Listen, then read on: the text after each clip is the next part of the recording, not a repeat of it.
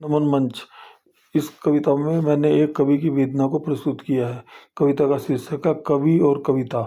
बोझ जो सारे ज़माने के लिए दर बदर घूमता है, जो पूरे ज़माने की जो परेशानियां हैं उसको अपने सिर के ऊपर लेकर वो दर बदर घूमता है और उसी को लिखता है वो। फूल को खुद अपनी खुशबू का पता नहीं होता, उसको अपनी वैल्यू का इस तरह पता नहीं होता जैसे कि फूल को अपनी खुशबू का पता नहीं होता।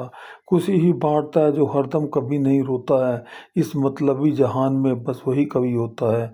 किसी के मायूस यानी दुखी तो होठों पर कलियां खिला देता है, नन्हे बच्चे सम कविता के आगोश में सुला देता है। मतलब ऐसी कविता लिखता है वो कि उसको ऐसा लगता है कि उसकी कविता को सुनकर कोई नन्हा बच्चा जो है किसी की गोदी में सो गया है। नन्हे बच्चे सम कविता के आगोश में सुला देता है, खुद रात रात भर शब्दों के ताने बाने बुनता है। तभी ये कविता लिखी जाती है। खुद रात रात भर शब्दों के ताने बाने बुनता है, अपनी कृतियों को व्याकरण के रस में डुबो देता है। जो भी कविता लिखता है उसमें व्याकरण भी भरना पड़ती है, तो व्याकरण के रस में डुबो देता है। इस मतलबी जहान में इस मतलबी जहान में बस वही कवि होता है। वो अपने अनुभवों से वेदनाओं की मालाएं पर पिरोता है, चेहरे से हंसता रहता है, दिल ही दिल में रोता है। तब जाकर नवीन रचना का उद्गम होता है, तभी जाके एक नई कविता लिखी जाती है जब वो अपने दुख को माला में परो के शब्दों के रूप में कागज के ऊपर लिखता है।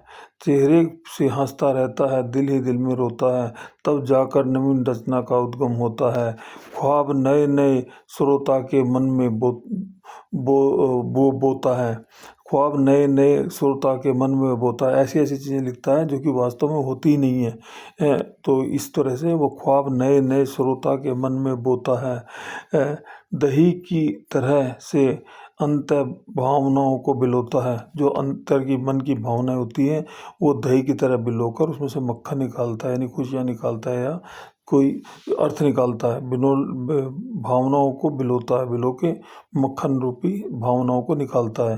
दर्द की दही की तरह से अंत भावनाओं को बिलोता है, इस मतलबी जहान में बस वही कवि होता है। महेंद्र मुराद।